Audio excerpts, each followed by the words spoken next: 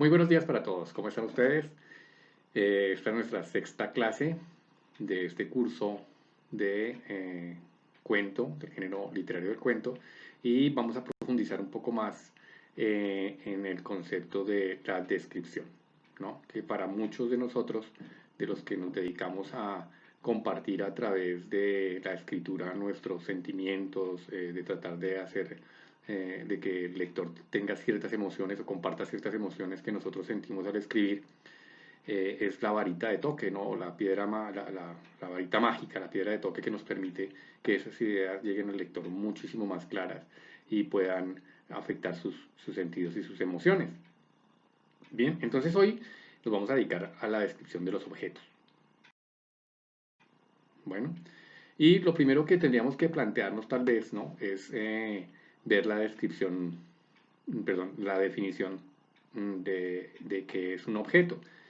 Vamos a abordar primero la definición netamente práctica y enciclopédica, es decir, lo que nos dice de pronto el diccionario de la Real Academia de la Lengua Española, la RAE, sobre qué es un objeto. Dice que es cosa material inanimada, generalmente de tamaño pequeño o mediano, que puede ser percibida por los sentidos. Esa es la descripción enciclopédica. Nosotros vamos a tratar de abordar un poco más el concepto literario del asunto de la descripción de objetos. Entonces allí nos vamos a tomar como base, y va a ser muy importante este momento que estamos viviendo en la humanidad, porque los objetos empiezan a ser un poquitico más cercanos y un poco más lejano el paisaje, es decir, más complicado de abordar, aunque lo podemos abordar a través de las pantallas y de tanta tecnología que tenemos alrededor que nos permite conectarnos de manera en tiempo real, ¿sí? Con los paisajes. Es muy difícil involucrar otros sentidos que son muy, muy importantes en el proceso de la descripción. Precisamente entonces vamos a partir de ahí porque hoy vamos a ver algo con relación a la vista, pero vamos a mirar también algo con relación a los sentidos que vamos a tener que utilizar de pronto en algún entorno que nos corresponda describir. Como vamos a hablar de los objetos, entonces voy a utilizar precisamente un objeto cualquiera, ¿cierto? Este que ustedes están viendo, una jarra de cristal. Cuando entonces nosotros vamos a hacer una descripción, ¿cierto?, de un objeto, lo primero que tendríamos que plantearnos es por qué le damos tanta importancia a un objeto, ¿sí? Acabo de mostrarles una jarra de cristal y si nosotros hiciéramos una descripción que ya vimos técnica del asunto, lo primero que tendríamos que hacer, que es muy distinto del paisaje, ¿cierto?, es en un objeto tendríamos que preguntarnos más bien su tamaño y para qué sirve, ¿cierto? Entonces es una jarra mediana, tal vez de capacidad de 1,5 litros, ¿sí? 2 litros tal vez, y su color es café. No es habitual encontrar una jarra de estas en cualquier mercado. Y la idea sería preguntarnos también para qué sirve, ¿no? Entonces, claro, es un recipiente. Rápidamente ya tenemos la idea de que es un recipiente que sirve para contener líquidos. Y bueno, podríamos utilizarlo para cualquier otro aspecto, pero principalmente sería para ese, para contener líquidos. Bien. Pero entonces, ¿por qué le damos tanta importancia a los objetos? Solamente por la manera en que nos sirven, por la manera en que los podemos utilizar. No. Entonces, podríamos complementar algo. Y es que esta jarra que ustedes apreciaron hace un momento estaba allí guardada desde hace algunos días, casi un año, sin que eh, la hubiera visto. Esta jarra tiene en mi familia aproximadamente 49 años. ¿Sí? Es un obsequio que le hicieron a mis padres el día de su matrimonio. La vi hace 3 días que movimos algunos muebles y la encontré allí. Me trajo recuerdos fantásticos de mi infancia, de mi adolescencia, porque era la jarra que mi madre utilizaba en ocasiones especiales. Eh, Podíamos tomar cualquier líquido eh, de algún otro recipiente y no tenía el mismo sabor que en esta jarra. Entonces, vemos que los objetos no tienen esa importancia a nivel literario desde su utilidad, sino desde lo que nos conecta con el recuerdo de él. Muchos de ustedes en este momento pueden empezar a rememorar esos objetos que están a su alrededor y que tienen cierto, lo que llamamos eso coloquialmente, valor sentimental. Vamos a llamarlo valor literario para este asunto. Y ese valor literario comienza cuando nosotros comenzamos a tener algo muy, muy importante, ¿cierto? Alejarnos de la definición enciclopédica y llegar precisamente a lo que se plantea como eh, el, eh, como el complemento que, que nos permiten los objetos. Los objetos nos complementan. ¿Y de qué manera? Entonces, yo siempre, cuando pienso en los objetos de esa manera literaria, me propongo este que es otro de mis libros de cabecera, y es La Resistencia de Ernesto Sábato. Ernesto Sábato escribe allí unas cartas abiertas al público y que plantean ciertas cosas alrededor de los valores, de las cosas antiguas. Y en un apartado, esta es su primera carta, ¿sí? A la que él le titula esta carta como, el, como precisamente la resistencia. Es lo que plantea lo siguiente alrededor de los objetos. Dice, no hay otra manera de alcanzar la eternidad que ahondando en el instante, ni otra forma de llegar a la universalidad que a través de la propia circunstancia, el hoy y aquí. Y entonces, ¿cómo hay que renovar el pequeño lugar y el poco tiempo en que vivimos, que nada tienen que ver con esos paisajes maravillosos que podemos mirar en la televisión, pero que están sagradamente impregnados de humanidad de las personas que vivimos en él? Uno dice silla o ventana o reloj, palabras que designan meros objetos, y sin embargo, de pronto transmitimos algo misterioso e indefinible, algo que es como una clave, como un mensaje inefable de una profunda región de nuestro ser. Decimos silla, pero no queremos decir silla, y nos entienden, o por lo menos nos entienden aquellos a quienes está secretamente destinado el mensaje. Así, aquel par de suecos, aquella vela, esa silla, no quieren decir ni esos suecos, ni esa vela macilenta, ni aquella silla de paja, sino Van Gogh, Vincent, su ansiedad, su angustia, su soledad, de modo que son más bien su autorretrato, la descripción de sus ansiedades más profundas y dolorosas, sirviéndose de objetos de este mundo aparentemente seco que está fuera de nosotros, que acaso estaba antes de nosotros y que muy probablemente nos sobrevivirá. Como si esos objetos fueran temblorosos y transitorios puentes para salvar el abismo que siempre se abre entre uno y el universo. Símbolos de aquello profundo y recóndito que reflejan, indiferentes y grises para los que no son capaces de entender la clave, pero cálidos y tensos y llenos de intención secreta para los que la conocen. Porque el hombre hace con los objetos lo mismo que el alma realiza con el cuerpo, impregnándolo de sus anhelos y sentimientos, manifestándose a través de las arrugas carnales, del brillo de los ojos, de las sonrisas y de la comisura de sus labios. Si nos volvemos incapaces de crear un clima de belleza en el pequeño mundo a nuestro alrededor y solo atendemos a las razones del trabajo, tantas veces deshumanizado y competitivo, ¿cómo podemos resistir? La presencia del hombre se expresa en el arreglo de una mesa, en unos discos apilados, en un libro, en un juguete. El contacto con cualquier obra humana evoca en nosotros la vida del otro, deja huellas a su paso que nos inclinan al reconocerlo y a encontrarlo. Si vivimos como autómatas, seremos ciegos a las huellas que los hombres nos van dejando, como las piedritas que tiraban Hansel y Gretel en la esperanza de ser encontrados. Bien, este es uno de mis libros de cabecera y precisamente lo utilizo cuando pienso en los objetos, este aparte de esta carta, porque precisamente nos aleja un poco más de la descripción netamente técnica de para qué sirve un objeto y nos lleva a concluir que muchas de las cosas que están a nuestro alrededor las tenemos y las apreciamos porque van más allá. Y cuando decimos esa silla, recordamos la silla en donde se sentaba el abuelo, o la que heredamos, o si vemos el retrato en la pared, o si vemos, como les dije, o como les coloqué en ejemplo hace unos segundos, la jarra que pertenecía a mi mamá y de la cual cualquier líquido que se vertiera sabía muy distinto, muy especialmente, ¿no? Listo.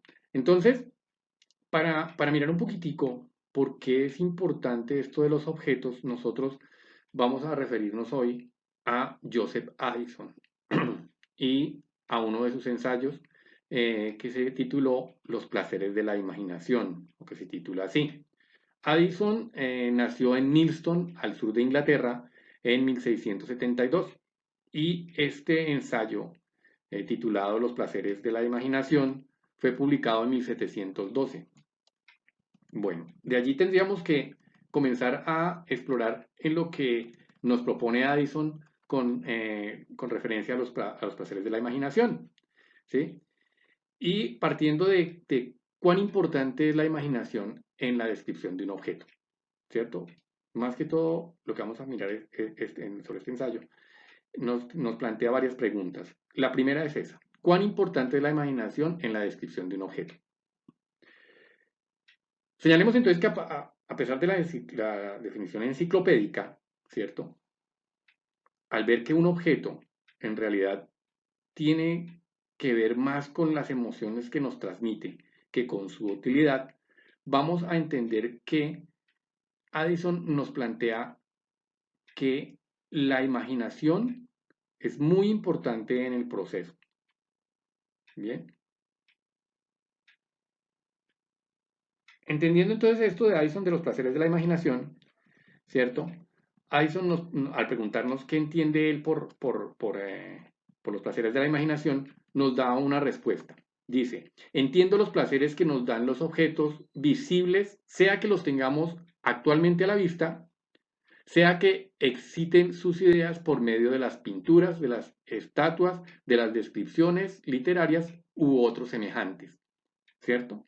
Entonces, él ya nos da una primera clave, que entiende los placeres por los objetos que están a nuestra vista o por los recuerdos que nos traen cuando no los tenemos al frente. Algo más que él acota, ¿cierto? Es que dice que la vista es el más perfecto y delicioso de todos nuestros sentidos. Entonces, hablando precisamente de obras plásticas a través de la literatura, ya no de la escultura, ¿cierto? Eh, Proponemos ver un poquitico someramente lo que exponía Federico García Lorca alrededor de cómo funcionaba en la mente del poeta el proceso de mirar algo y quererlo después expresar. Sabemos que García Lorca pues escribía más que cualquier cosa dramaturgia y poesía, ¿no? Y sus poemas estaban muy cargados de metáforas que inmediatamente, como esa pincelada en un cuadro, alumbraban la imagen para el lector. Esas metáforas son más que cualquier cosa, descripción pura, literaria e inmediata. Y cumple con lo que planteaba también Edgar Allan Poe alrededor de qué es la unidad de impresión. Es decir, lo que nosotros buscamos en ese texto que inmediatamente se vea. Y cuando describimos un objeto, pues tenemos que tener en cuenta precisamente lo que exponía Federico García Lorca. Y por qué anudarlo a lo que exponía Addison en 1712. Es el hecho de que cuando uno observa algo, le llama la atención, lo primero por donde entró esa imagen es por la vista, o sea, lo primero que llega al cerebro es a través de la vista, ¿no? Un proceso rápido que se ejecuta de la vista hacia el cerebro y hacia el resto de los sentidos, ¿sí? Englobándolos a todos. Entonces decía Federico García Lorca que eso es lo primero que hace el poeta, ver. Y que lo segundo que hace el poeta después de haber visto es querer tocar, es decir, utilizar todo el resto de los sentidos, y el primero, el que se alterna inmediatamente después del primero, es el tacto, ¿no? Vemos, queremos tocar. Después de tocar, queremos oler. Después de oler, queremos utilizar el oído. Y como último, el gusto. En ese orden nos ponía. Si nos ponemos a analizar, siempre es así. Vemos una rosa, entonces la rosa, al decir ver, queremos decir que es con la vista, vimos la rosa, queremos ir a tocarla, sentir cómo están sus pétalos, ¿cierto? Después queremos oler, ¿sí? Queremos sentir su olor. Las rosas no expiden un sonido especial, entonces sucede que nosotros como seres humanos no tenemos muy desarrollado el oído, nuestra vista es la más desarrollada, ninguna cámara está tan desarrollada como la vista humana. Por eso para Addison era tan importante. Y por eso Federico García Lorca también exponía que todo comienza por la vista. Entonces vemos un objeto y ese objeto inmediatamente nos tiene que empezar a llamar la atención por algún motivo. Como ya nosotros vemos que Addison comienza a plantearnos que hay placeres de la imaginación, entonces él los divide en dos categorías. Bien, entonces tendríamos que preguntarnos qué clases de placeres existen en los objetos. ¿Sí? Recordemos entonces que él lo que nos propone es que hay unos placeres primarios, ¿cierto? Y unos placeres secundarios. Él dice que los placeres primarios provienen enteramente de los objetos cuando los tenemos presentes, ¿cierto? Y que los placeres secundarios, dice él, dimanan de las ideas, de las imágenes, podríamos decir nosotros, de los objetos visibles, recordadas y formadas en visiones agradables de cosas ausentes o quiméricas.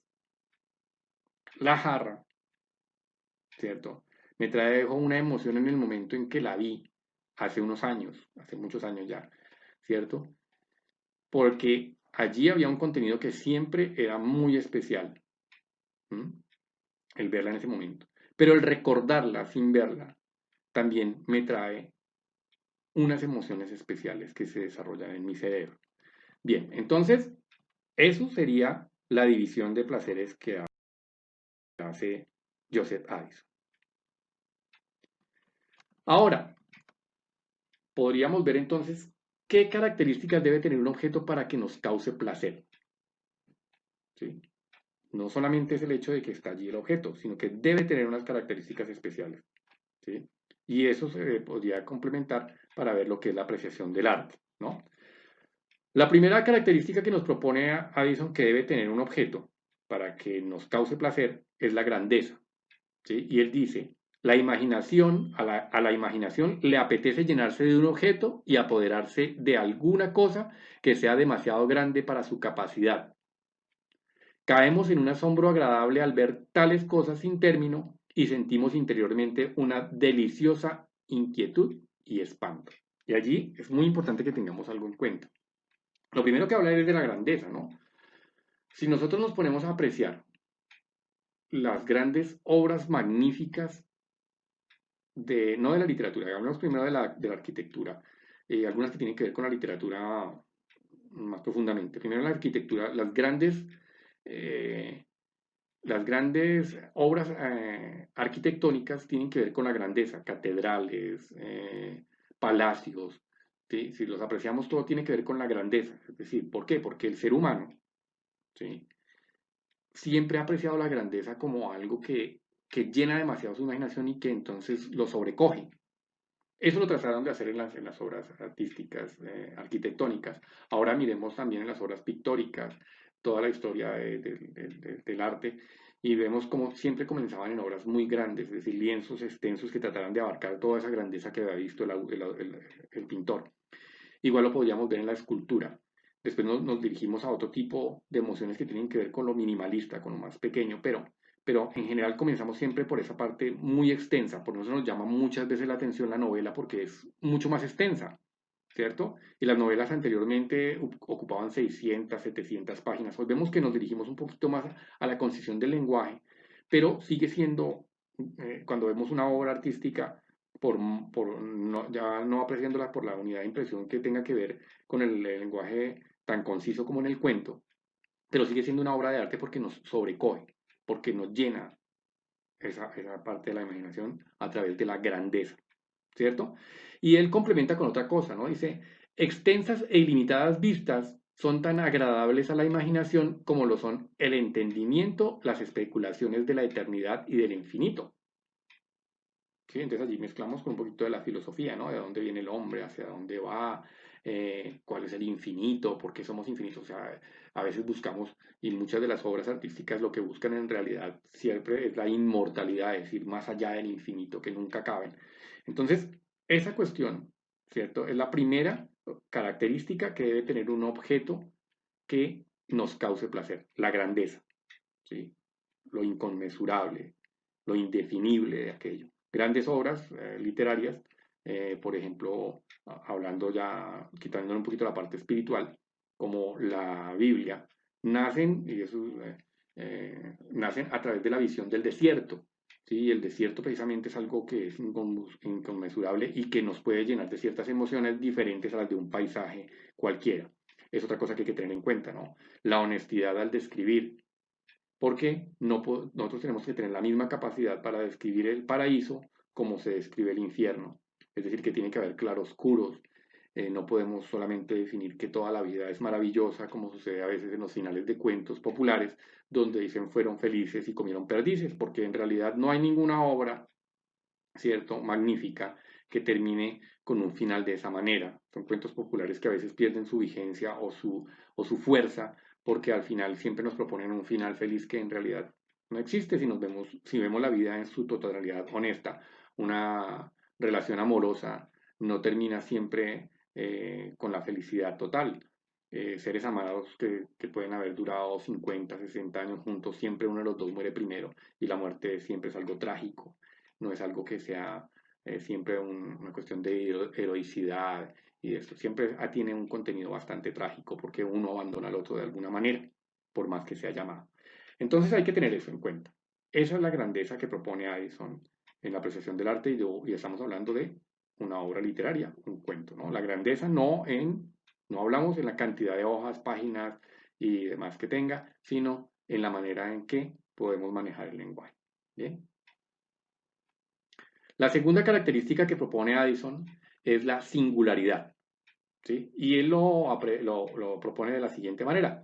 Todo lo que es nuevo o singular da placer a la imaginación, porque llena el ánimo de una sorpresa agradable, lisonjea su curiosidad y le da la idea de cosas que antes no había poseído, ¿cierto? Entonces, algo que es singular, algo que nunca habíamos visto, inmediatamente nos llama la atención. Inmediatamente. O sea, no lo hemos visto, inmediatamente nos llama la atención. Pero, hay que tener en cuenta algo que es muy importante, ¿cierto? Que poco a poco hemos ido perdiendo ese poder de asombro. Poco a poco hemos ido perdiendo ese poder de asombro. Hace algunos años utilicé alguna conferencia para mirar precisamente a los nadaístas, al movimiento nadaísta en Colombia, y uno de los nadaístas proponía que no había nada que nos volviera a sorprender más allá en este país o que nos fuera a sacudir más allá en este país después de Pablo Escobar. Tiene que haber siempre algo que sea un remesón fuerte en la humanidad para que una generación que está estancada logre ver las cosas. Y en este momento estamos viviendo, yo creo que una situación que nos permite hacer un parangón y una parada y poder decir, bueno, ¿qué está sucediendo? O sea, algo que nos sacuda a todos en general y que nos pueda decir como sociedad, esto está bien o esto está mal. Esto nos está sacudiendo y precisamente esto empieza a sorprendernos, es decir, a traer cosas nuevas que nunca habíamos visto. ¿Sí? Que pueden haberse visto en la humanidad anteriormente, pero que con el paso de los tiempos, la aceleración de las cosas, la velocidad de la información, nosotros vayamos perdiendo precisamente ese poder, ¿cierto? Ese poder de asombro que debe tener cualquier persona que escribe. ¿Y por qué? Porque puede que a él lo asombre en el momento y que no le parezca que al transmitirlo a alguien más le interese, pero si lo hace de una manera adecuada, esa singularidad se tiene que transmitir al lector. ¿Cierto? Muchas veces puede ser que la obra o que la historia que se cuente sea parecida, por ejemplo, a la de, pongamos un ejemplo rápido, Romeo y Julieta. El avance de la obra, el final de la obra, uno muere trágicamente, el otro muere trágicamente después a causa de la muerte del segundo. Eso ya tendría que ver con la trama, ¿cierto? Pero ¿cómo hacer para que la obra sea novedosa? Es decir, el uso del lenguaje podría ser la singularidad. El uso del narrador, que vamos a ver más adelante, podría ser la singularidad que llame la atención sobre una obra artística y plástica. La siguiente característica que nos propone Addison es la belleza, ¿cierto?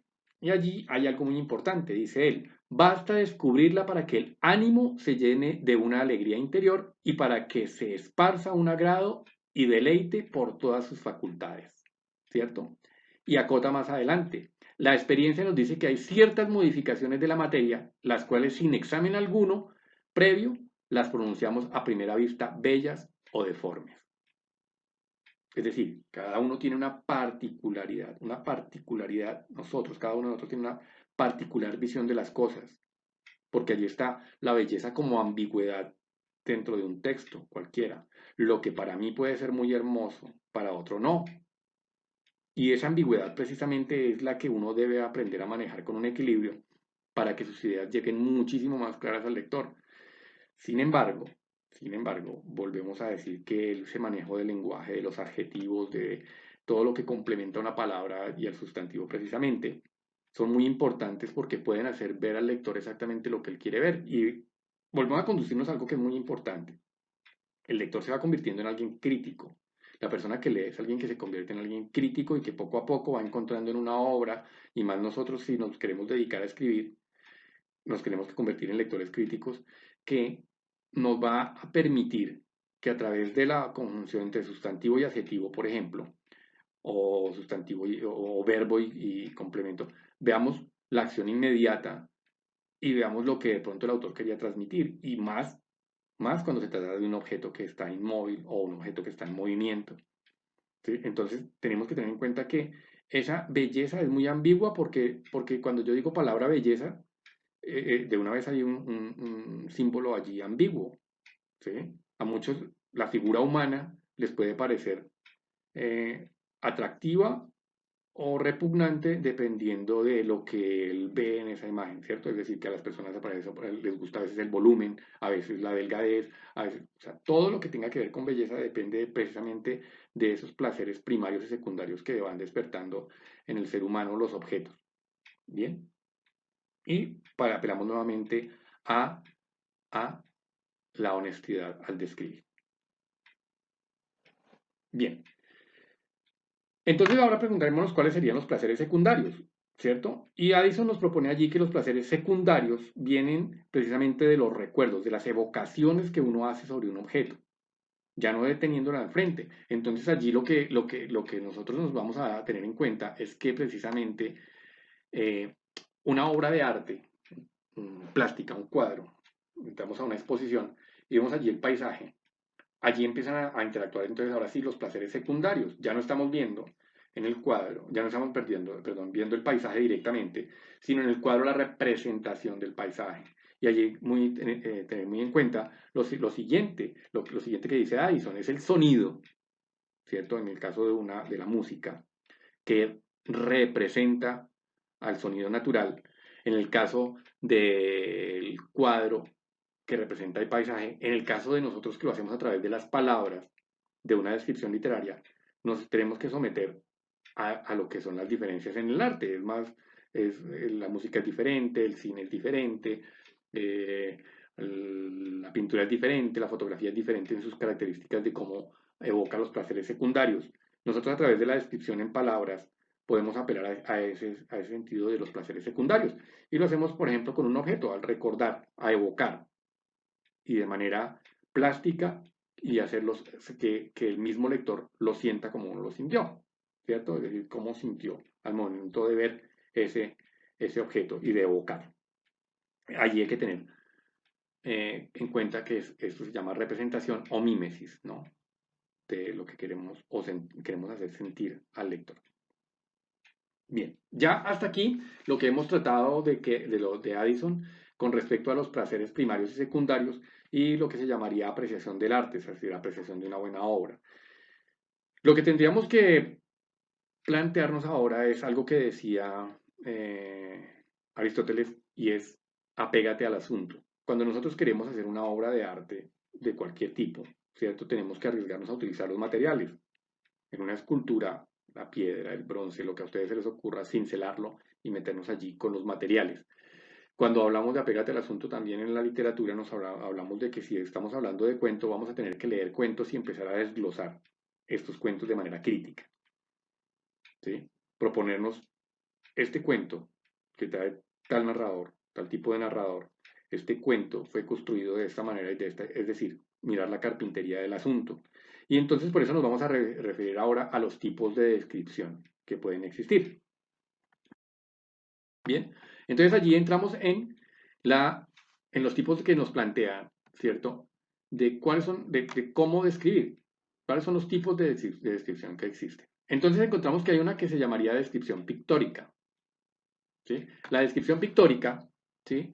En la descripción pictórica, tanto el objeto que se describe como quien lo describe están inmóviles. Es el caso del pintor, ¿no?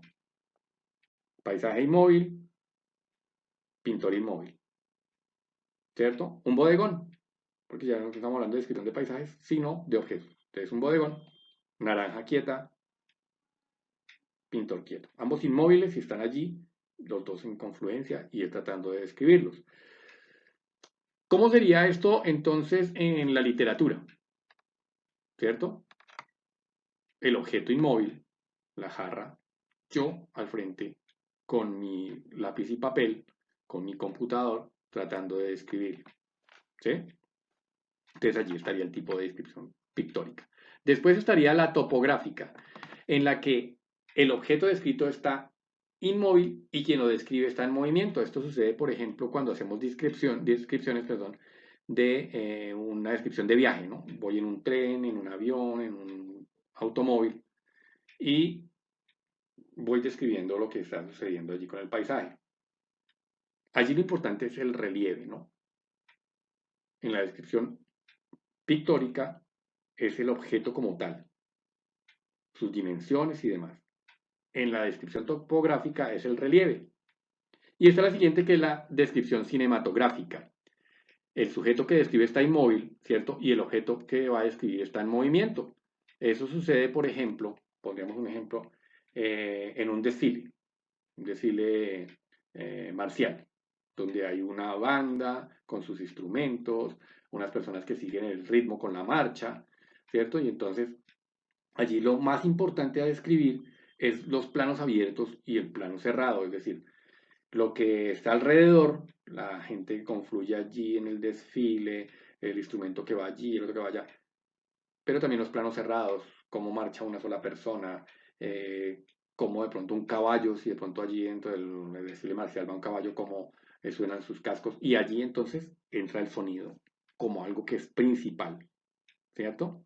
Entonces ya vimos descripción pictórica, topográfica y cinematográfica. Tener muy en cuenta porque el ejercicio que vamos a plantear es precisamente desglosar un pequeño texto. Bien, como último, podemos entonces ver cuáles son las reglas del estilo descriptivo. Vuelvo a decir que para mí no hay reglas ni normas específicas en la literatura porque a veces lo único que hace uno es saber en qué campo se mueve para poderlo transgredir, porque si entonces no sería una obra artística. Pero sí vamos a ver qué tipos serían de esos estilos de descripción, ¿no? ¿Y qué propuestas se hacen precisamente para que ese estilo descriptivo sea efectivo? ¿Sí? Entonces, lo primero que vamos a tener en cuenta en las reglas descriptivas es eso. Son flexibles, pero hay que mirarlas para poder saber en qué campo nos estamos moviendo. La primera característica, ¿cierto? La primera regla es que el estilo debe ser vivo, rápido, plástico y claro. ¿Sí? Nada de periodos largos, amplios y de complicada construcción. Es decir, párrafos muy extensos, que sean así como demasiado confusos, ¿sí? Que tienen que tener una plasticidad, pero tienen que ser claros, tienen que ser rápidos y tienen que ser vivos, una representación rápida y viva de lo que está sucediendo. La segunda es que el estilo debe tener en cuenta en qué época estamos viviendo, ¿sí? Anteriormente el lector se podía sentar. Claro que estamos volviendo, no sabemos qué puede suceder con esta situación que estamos viviendo, pero antiguamente el lector podía sentarse debajo de un árbol con toda la pasividad, solamente el sonido del viento agitando las ramas, de los pajaritos, entonces él tenía tiempo de descripciones lentas, de cosas que, ¿cierto? Entonces, hoy tenemos que tener en cuenta eso, qué época estamos viviendo. Y las descripciones lentas, morosas, van cansando y aburren, ¿sí? Entonces hay que ir pensando en que nuestras descripciones tienen que ser un poquito más rápidas. Apelar a la rapidez que lo vimos en cómo lo planteaba Italo Calvino y toda la cuestión. Entonces aprender a esa rapidez también cuando nos dedicamos a la descripción. La tercera es que la impresión hace ser directa y escueta, ¿sí? Evitarse el estilo oratorio, es decir, a veces uno se confunde, entonces piensa que lo que está escribiendo tiene que ser parecido a un discurso, a una materia discursiva. No, no. La oratoria es para el momento de, precisamente, el lenguaje oral, tenemos que estar viendo que es el código escrito y que tiene una diferencia, una imitación, pero no puede ser única y exclusivamente el lenguaje oratorio el que imponga el ritmo de la narración y sobre todo de la descripción. Como cuarta, conviene captar la atención del lector desde la primera línea. Si yo desde la primera línea no intento atrapar a ese lector, va a ser muy difícil que el lector siga el ritmo de lo que yo quiero leer. En este momento tenía por allí una lectura pendiente, un libro que adquirí en la Feria del Libro del 2019 y lo tenía pendiente y pues me ha dado tiempo esta situación de estar encerrado y de poder plantearme algunos espacios de lectura que había abandonado por un tiempo, nunca lo hago tan prolongadamente. Pero precisamente encontré que esta línea cumple con lo que yo estoy, con lo que nos estamos planteando de las reglas del estilo descriptivo, ¿cierto? Y es que desde la primera línea tiene que haber información y que el lector se sienta atrapado. No sé, para mí en caso particular me pareció que esta primera línea de este libro, que se llama, que se titula El bandido jubilado de Pedro Claver Telles, que es crónica, abre precisamente con eso, con esa característica de atrapar al lector desde la primera línea. Solamente voy a leer esa primera línea que dice, ayer cumplí 50 años y, como logré amasar una gran fortuna practicando toda clase de delitos, decidí jubilarme por mi cuenta. Ya, bastante información. Es un delincuente, ha practicado toda clase de delitos, acumuló una gran fortuna así y decidió, tiene 50 años, ¿cierto? Y decidió que se va a jubilar por su propia cuenta. Ahora yo quiero saber cómo es que eso de jubilarse por su propia cuenta siendo un delincuente, es decir, y cómo cometió esa serie de delitos y qué más hizo. Atrapar al lector desde la primera línea. El quinto, no emplear varias palabras cuando baste con una.